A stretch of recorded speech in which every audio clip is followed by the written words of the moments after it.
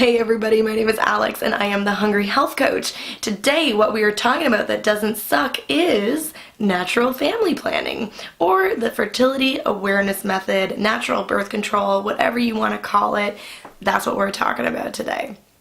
I have been doing the fertility awareness method since August of 2014. That's when I first started tracking my cycle, and that's when I went off hormonal birth control.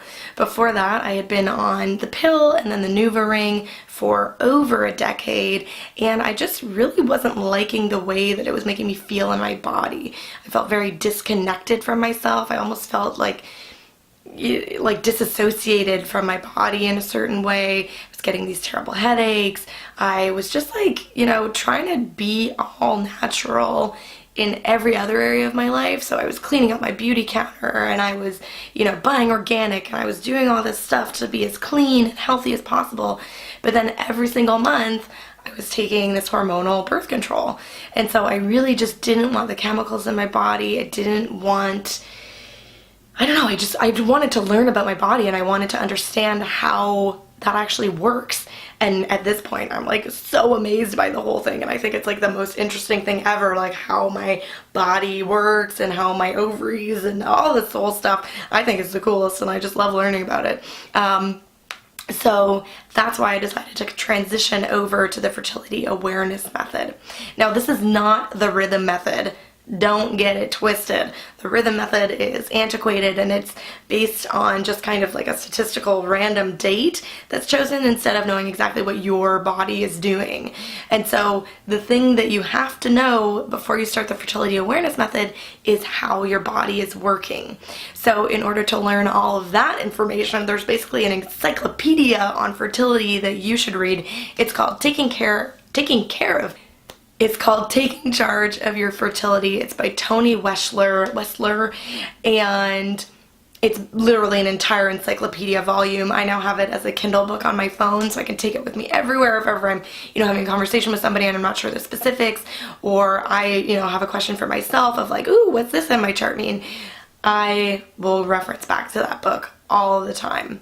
The other two books that I read that kind of started this whole movement away from hormonal birth control were The Woman Code by Alicia Vitti and Sweetening the Pill by Holly Gregg Spall. And so all that information and just kind of the way that I was feeling in my body really pushed me to transition into the fertility awareness method. And so I've literally been off of birth control for over 4 years. Haven't gotten pregnant. Whoop whoop. And I've really enjoyed the process. So what you need to know, when you get off of hormonal birth control, your body is probably going to be weird AF. Especially if you've been on birth control for a really long time, your cycles are going to be strange, they're going to be weird. It basically sends you back to where you were before you were on hormonal birth control. So if you went on the pill because you had really terrible periods and they were super erratic and whatever, that's what's going to happen again, because your body has to learn how to have a proper flow, because it hasn't been doing that for the last however long. It's been thinking it's been pregnant for over a decade. Literally, that's what the pill does. Anyways, so before you trust this as your family planning method, you need to watch and learn your cycle for at least, 2, 3, 4 months, and make sure that you can see a consistent pattern before you 100% trust this as your birth control. And even still, I don't 100% trust this as my birth control. So I'm using the fertility awareness method. So in order to do that, what you need is a fertility tracking app. So I really like to use Kindara, and that's what I've been using since 2014 to track all of my cycles. And it's actually really cool to be able to go back and look at the progression of your cycle over time and see, oh, my cycle's actually getting a little bit longer over time. So now it's instead of being a 28-day cycle, it's a 32-day cycle. But so instead of me freaking out on the 30th day of every month being oh my God, I must be pregnant, I'm just I ovulated later than normal, so it's gonna be later. It really takes the worry out of all of this stuff. You need a fertility tracking app. You can do it on paper, but having it as an app is just so much more 21st century, because you're gonna need to be because you're gonna need to be tracking your 3 fertility signs. And those are your daily basal body temperature. So you need a thermometer by your bedside to take your temperature every single morning and record that temperature in your app. You're going to need to check your cervix height. So that is something that you do with your fingers, and you get up in there and you see where your cervix is, and you chart that. The third one is your cervical fluid. So discharge, whatever's coming out in your underwear, the vaginal sensation of like lubrication or like wetness, and then the quality of your cervical fluid, because it changes throughout the month, which is so dang cool, of like, you know, being watery to creamy to egg white, which is super fertile. It's kind of like sticks between your fingers, to this kind of creamy consistency when you're kind of not fertile anymore. And then as your cervical plug is loosening right before you get your period, you'll get some discharge there as well. It's so interesting. But so I think it's really cool, because then you can kind of understand why your body is doing what you're doing. Because honestly, health class in the 8th grade did not teach me any of this. All I knew was that I had ovaries that looped into my uterus, and then I was gonna get pregnant and chlamydia if I had sex. That's literally all of the information that I got from health class.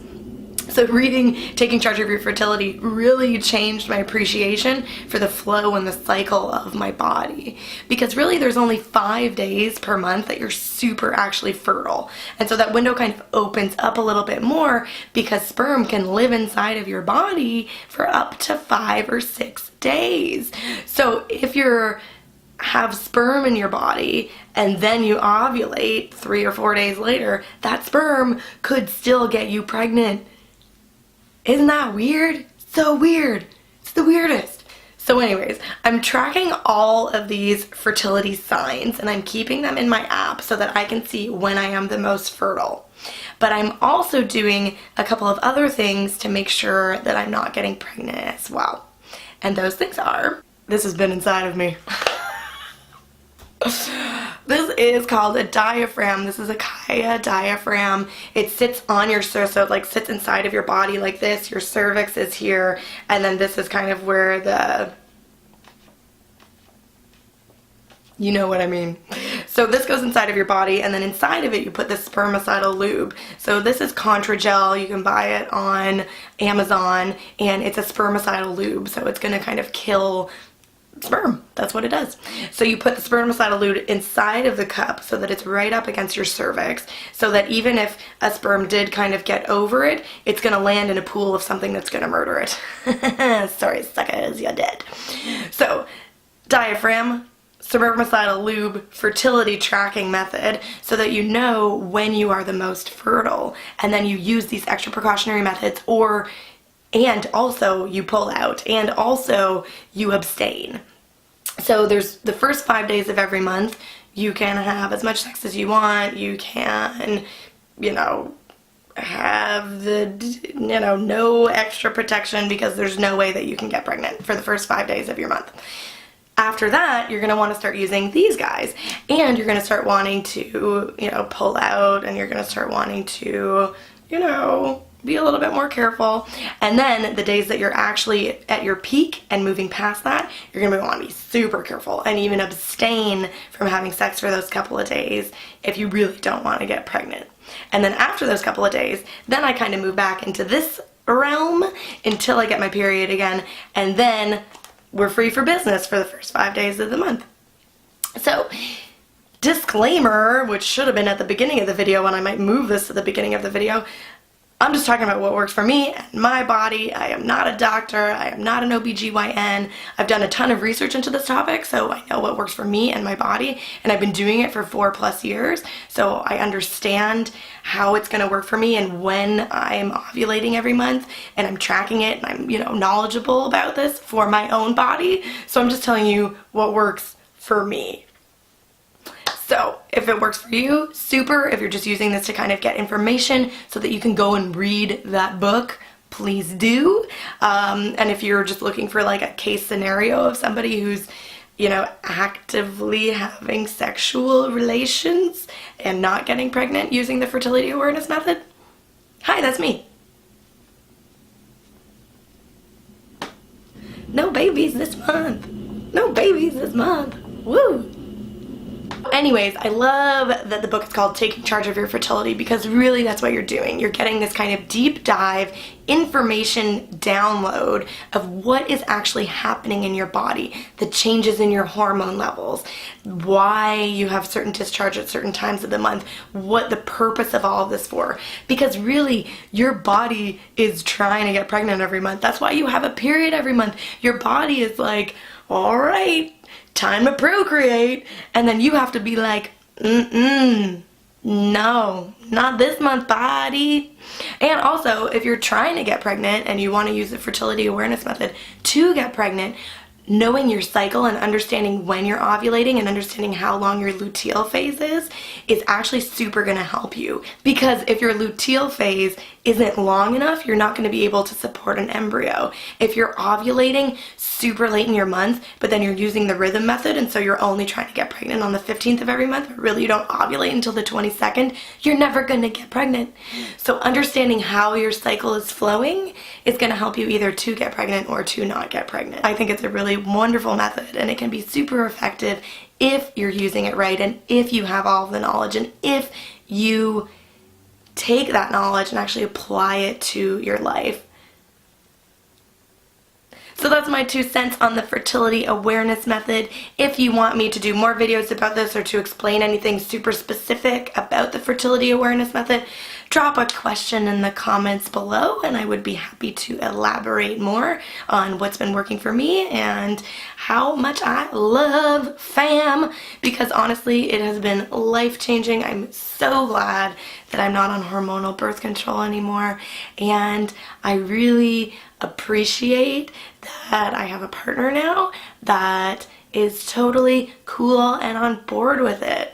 So family planning should really be a family plan that everybody is involved in. So when I say to my partner, you know, ooh, like we have to be extra careful today because I'm ovulating, he's like, cool. If I'm like, hey, like we don't have to be careful today at all, he's like, cool. Actually, when I told him, you know, that I was going to not go back on the pill, because I thought about it for a minute. I was like, you know, should I go back on the pill? This is a brand new relationship. You know, what if, you know? And so I thought about it a lot, and I went to my doctor and we talked about options, and that's how I ended up with the caya diaphragm, because it's just that extra layer of protection. So, you know, the caya and the fertility awareness method and the spermicidal lube all by themselves only really have a success rate of like 80-85%. My sister made me look them all up because she was like, girl, this is not gonna be effective. And I was like, girl, so what is ever sure in this life?